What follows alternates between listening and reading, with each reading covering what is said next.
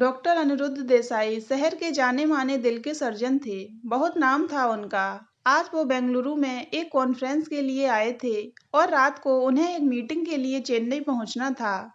वो दोपहर को ही चेन्नई के लिए रवाना हो गए, पर रास्ते में बारिश प्रारंभ हो गई और हाईवे तक जाम लग गया। ओहो! ये क्या हो गया?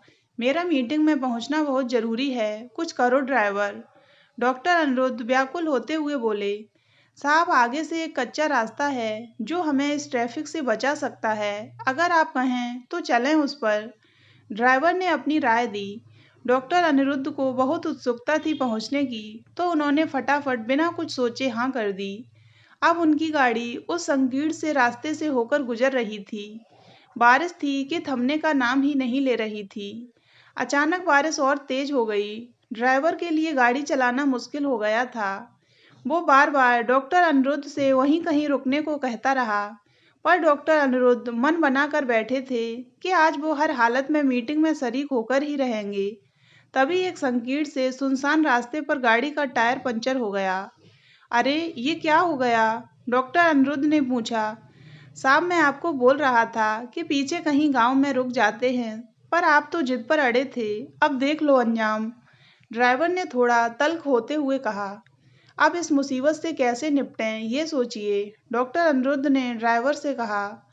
ड्राइवर ने इधर-उधर नजर घुमाई। उसे कुछ दूर खेतों के बीच एक झोपड़ी दिखाई दी। उसमें हल्की सी रोशनी हो रही थी। वह उत्साहित होकर बोला, साहब वो देखिए, कुछ दूर पर एक झोपड़ी है, वहां चलते हैं। डॉक्टर अनिरुद्ध के पास और कोई चारा नहीं बचा था, इसलिए वो गाड़ी से उतरकर ड्राइवर के पीछे-पीछे चल पड़े। झोपड़ी के पास पहुंचकर झांक कर देखा तो दरवाजा खुला था। वह दोनों अंदर घुस गए। अंदर का नजारा हृदय को रुला देने वाला था। जगह जगह छत से पानी टपक रहा था, जिसके लिए जगह जगह मटके लगा रखे थे। एक टूटी फूटी चारपाई पर एक छोटा बालक सो रहा था। उस झोपड़ी में एक छोटा सा स्टोव था, जिसके आसपास कुछ बर्तन पड़े हुए थे। एक बुजुर्ग महिला भगवान की मूर्ति के आगे कुछ मंत्रों का उच्चारण कर रही थी। डॉक्टर अनिरुद्ध आश्चर्यचकित रह गए। इतनी गरीब अवस्था में भी ये महिला भगवान का स्मरण कर रही हैं। उसने उस महिला का ध्यान अपनी ओर खींचने के लिए थोड़ा सा खांसा। महिला ने उसे इशारे से चारपाई पर बैठने को कहा, पर डॉक्टर अनिरुद्ध वहीं खड़े रहे। वो सोए हुए बच्चे को नींद से उठाना नहीं चाहते थे। प्रार्थना खत्म करने के बाद वह महिला उठी और डॉक्टर अनिरुद्ध के पास आकर बोली, आप बैठिए ना, बारिश बहुत जोर से हो रही है, शायद गाड़ी फंस गई होगी आपकी। जी, आप ठीक कह रही हैं, बारिश खत्म होने तक मैं यहाँ रुक सकता हूँ। डॉक्टर अनिरुद्ध ने हिचकिचाते हुए पूछा।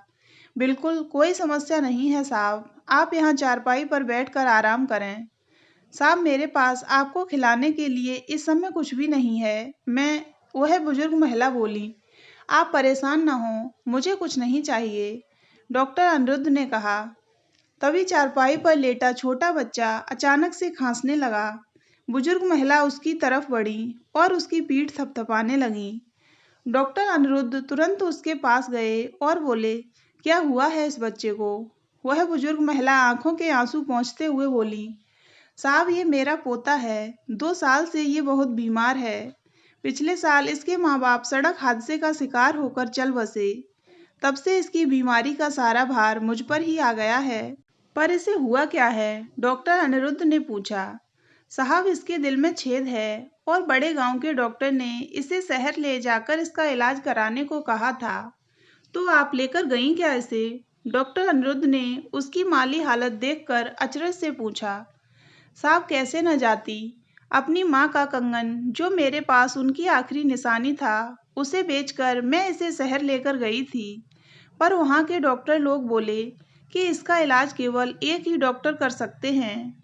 पर उसके लिए मुझे इसे लेकर दिल्ली जाना पड़ेगा और खर्चा भी बहुत आएगा। अब साहब, मैं कहाँ से लाती इतना पैसा? मैंने बहुत महीनों तक उन डॉक्टर बाबू को खत भी लिखे कि वो मेरे पोते का इलाज का कोई उपाय बताएं, पर आज तक कोई जवाब नहीं मिला। कल ही अपनी तरफ से आखिरी खत डाल कर आई हूँ। अब तो डाक टिकट भी खत्म हो गई और हिम्मत भी। पर रोज अपने आराध्य देव के आगे प्रार्थना करती हूँ कि कोई चमत्कार हो जाए और मेरा पोता किसी भी तरह बच जाए। वो बुजुर्ग महिला अपने देव की तरफ हाथ जोड़ते हुए बोली, क्या नाम है उस डॉक्टर का जो इसका इलाज कर सकता है? डॉक्टर अनिरुद्ध ने पूछा। कोई अन्य? अनिरुद्ध? हाँ, अनिरुद्ध देसाई हैं, वह बोली। डॉक्टर अनिरुद्ध चौंक गए। उन्होंने मुस्कुराते हुए उस बच्चे के सिर पर हाथ फेरते हुए कहा, आज आपके आराध्य देव ने आपकी पुकार सुन ली अम्मा। मैं ही डॉक्टर अनिरुद्ध देसाई हूँ।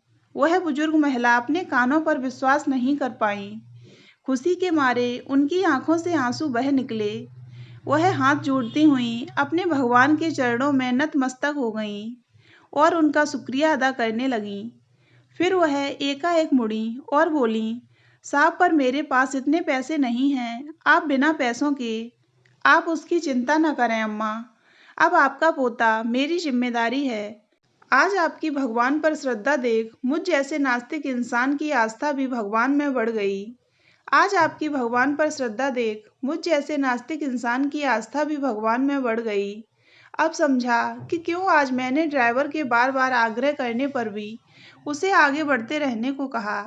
आपकी भगवान पर अटूट श्रद्धा मुझे खींचकर यहाँ ले आई। अब कल हम सब दिल्ली चलेंगे और मैं इसका इलाज शुरू कर दूंगा, डॉक्टर अनिरुद्ध ने कहा।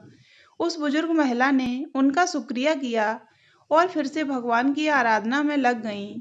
उसका डाला हुआ आखिरी खत आखिरकार एक चमत्कार के रूप में सामने आया।